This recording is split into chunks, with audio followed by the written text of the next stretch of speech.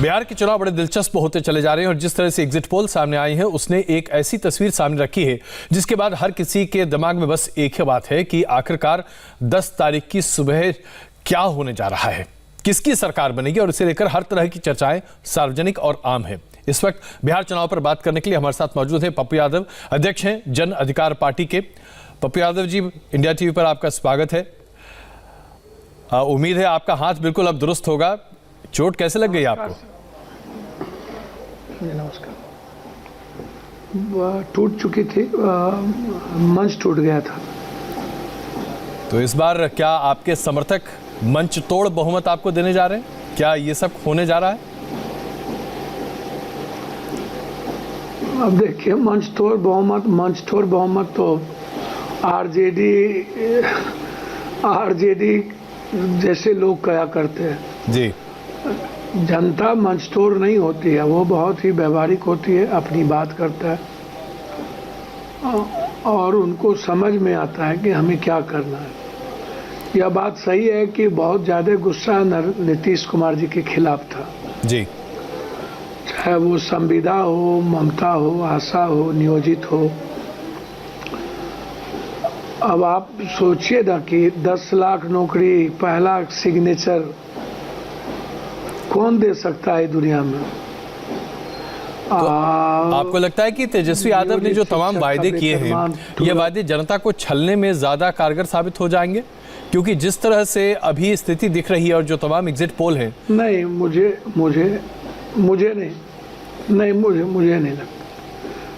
नहीं लगता। आप देखिएगा जी, तो लगभग एग्जिट पोल ये कहता है कि मिनिमम इतना, मैक्सिमम इतना, मिनिमम इतना, मैक्सिमम इतना।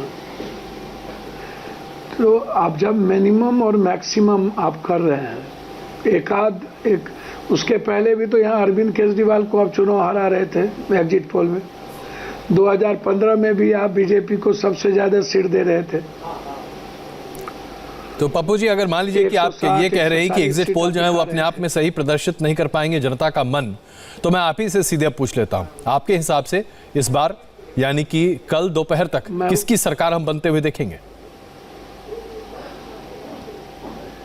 जी, मुझे जैसा लगता है, मैं उस पर कोई भविष्यवाणी नहीं कर सकता हूं जी, और मैं कोई ज्योतिष नहीं हूं, लेकिन जो मैं बिहार को जितना समझा हूं, जो एक जाति व्यवस्था है वो बहुत ज़्यादा हावी हो जाता है, और मजहबी धार्मिक व्यवस्था ये भी बिहार के चुनाव में दिखने लगता है जी। लेकिन उन चीज़ों से ज़्यादा जाति व्यवस्था हावी होती है। यह बात बिल्कुल सही है कि मजदूर का जो गुस्सा था, उसके बाद फिर मजदूर का वापस आना, फिर कर्मचारियों का गुस्सा, ये गुस्सा नीतीश कुमार जी के लिए निश्चित रूप से सही नहीं था, और वो जिसके चलते नीतीश कुमार जी कम होंगे। लेकिन आप बता नहीं रहे कि किसकी सरकार आपके हिसाब से बन सकती है। आप भविष्यवाणी मत कीजिए, लेकिन अपने मन की बात तो बता दीजिए। 70-71 सीट यदि नीतीश कुमार थे तो हो सकता है 40, 45, 50 पर अड़ जाए, बीजेपी बढ़ेगी। तो यानी आपके हिसाब से हम बिहार में एनडीए की सरकार ही देखेंगे, मुख्यमंत्री के तौर पर नीतीश कुमार को ही देखेंगे? नहीं, मैं ये नहीं कह सकता हूं कि आप नीतीश कुमार को देखेंगे, क्योंकि बीजेपी क्या करेगी और अन्य लोगों को कितना वोट आएगा। और एलजेपी तीसरे चरण में एलजेपी ने बहुत वोट काटने का काम नहीं किया। अच्छा, तो ऐसे सूरत में आप क्या तस्वीर देख रहे हैं? आप देख रहे हैं तकरीबन 40 से 50 सीटें जेडीयू के लिए, और भारतीय जनता पार्टी के लिए आप क्या 80 से 90 सीटें देख रहे हैं? अब 80-90 सीटें हो या ना हो, लेकिन पहले से ज्यादा भारतीय जनता पार्टी दिखती है। तो ऐसे में तो फिर एनडीए की सरकार लगभग बनी गई। बताइए ना कि आरजेडी, आप हमको जी मैं निश्चित तो नहीं कह सकता, आरजेडी 80 सीटों पर है जी, और 27 सीटों पर पहले से कांग्रेस है जी, कांग्रेस है। तो आप 80 से ज़्यादा आप इसको दे नहीं रहे हैं, कोई भी चैनल दे नहीं रहा है। और कांग्रेस को भी आप ज़्यादा सीट नहीं दे रहे हैं, तो सिर्फ वामपंथी को आप थोड़ा बढ़ा रहे हैं 7, 8, 9, 10, तो सर जोड़ लीजिए ना। लेकिन ये बताइए कि जब में क्या दिक्कत है, जोड़ लीजिए। पप्पू जी जरा ये बताइए कि अगर आप ये मान रहे हैं कि जनाधार थोड़ा कम होगा नीतीश कुमार जी का, लेकिन इसके साथ साथ आप एक बात को लेकर बहुत आश्वस्त नहीं है कि मुख्यमंत्री अगले नीतीश कुमार होंगे, तो क्या हम ये माने कि पप्पू यादव जी ये मानते हैं कि भारतीय जनता पार्टी की अगुवाई की सरकार बिहार में 2020 में हम देखेंगे, और उसमें आपकी भूमिका क्या होगी? देखिए, मेरी क्या भूमिका होगी तो आप तय करिए, जनता तय करेगी कि आप हमको कहाँ रखते हैं, और जनता कहाँ रखती है, जनता ट्रस्ट किया है या नहीं किया है। लेकिन भारतीय जनता पार्टी के साथ बहुत वैचारिक रिश्ते हमारे रहे नहीं जी। और जो लालू यादव जी की जो बी टीम है, वो बिल्कुल आपको भी पता है कि वहाँ कोई दूर दूर तक वैचारिक मतलब नहीं है। पहले ही बिना सीएम बने ट्वीट हो जाता है सीएम, पहले ही उच्च खलता की सीमा पार कर जाना जी, और करो राज तिलक, ये सारी ट्वीट होना। तो ये जो डर है लोगों के भीतर, ऐसा थोड़ी था कि डर चला गया था। और नीतीश कुमार जी का जो तीसरा फेज है जी, मैं समझता हूं कि उनके जो वोटर थे वो साइलेंट थे। पप्पू जी ऐसा क्यों लग रहा है मुझे कि आपकी भाषा और भारतीय जनता पार्टी के नेताओं की भाषा में बड़ा फर्क नहीं दिखाई दे रहा है? तालमेल हो गया आप लोग का क्या?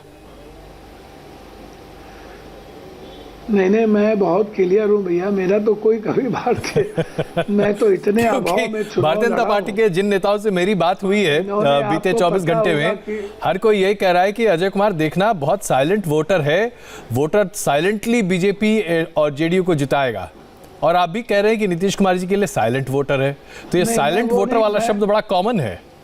नहीं, मैंने तीसरे फेज की बात की जी, मैंने तीसरे फेज की बात की। यहाँ अत्यंत पिछड़ी जाति जो पचपनिया जिसको बोलते हैं, नक्सल 1, नक्सल 2, वो हम लोगों के तरफ ज्यादा है जी।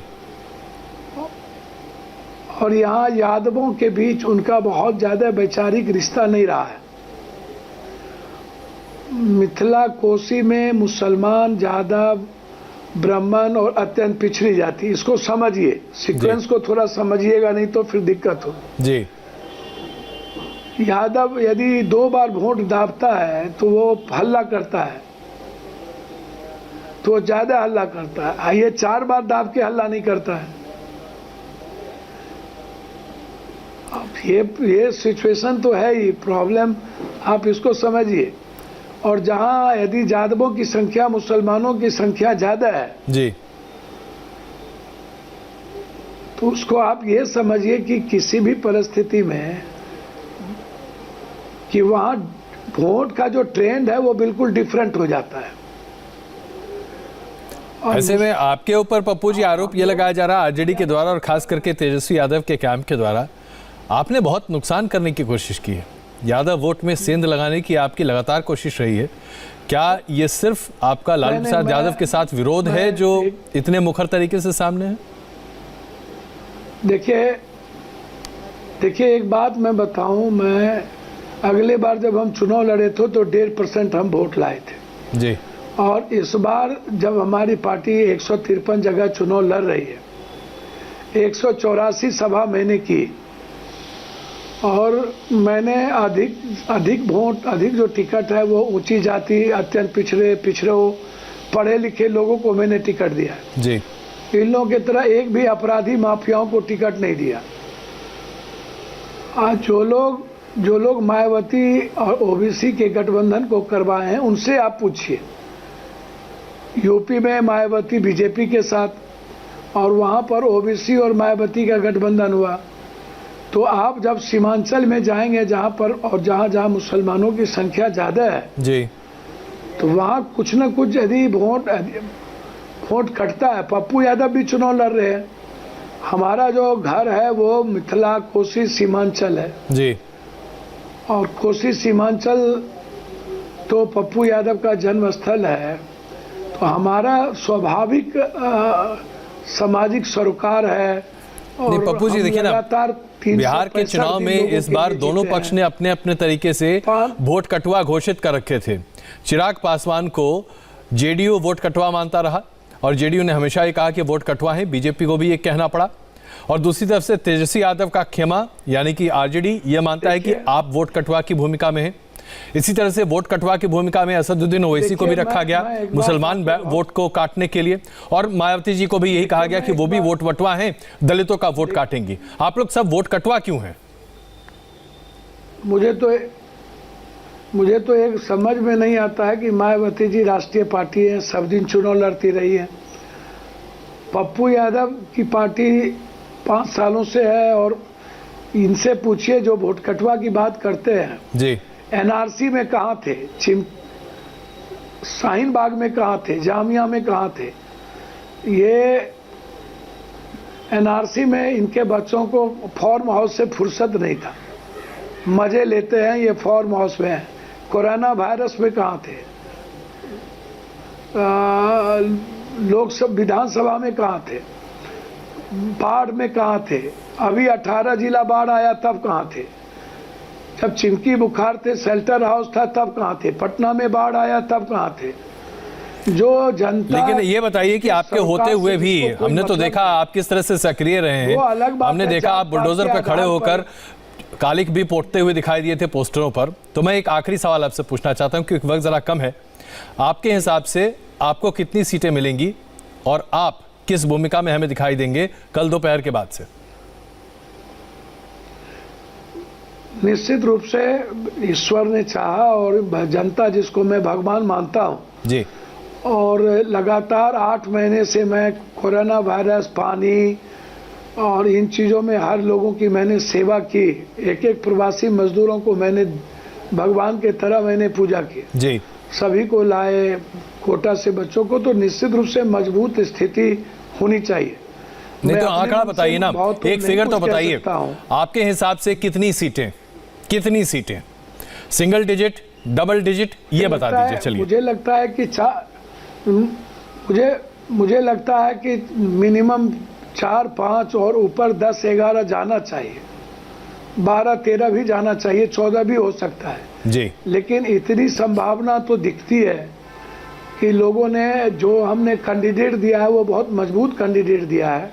चलिए, और बहुत अच्छे लोगों को कैंडिडेट के रूप में मैंने दिया है। पप्पू जी, मैं क्षमा चाहता हूं वक्त की कमी की वजह से मुझे अपनी बातचीत को हमारी बातचीत को यही खत्म करना पड़ रहा है। मैं बड़े अदब से आपसे क्षमा चाहता हूं और हमारी शुभकामनाएं आपके साथ हैं। जो आप कह रहे हैं अगर वो हो जाता है तो जाहिर सी बात है आपकी बड़ी भूमिका होगी अगली सरकार में भी। बहुत धन्यवाद इंडिया टीवी से बात करने के लिए। हम यहाँ पर एक छोटा सा ब्रेक लेते हैं और ब्रेक के बाद तेजस्वी के बर्थडे पर पटना में जश्न की क्या तस्वीरें हैं, कैसे लंबी लाइनें लगनी शुरू हो गई हैं और जेडीयू के दफ्तर के बाहर सन्नाटा है, ऐसा क्यों? ब्रेक के बाद।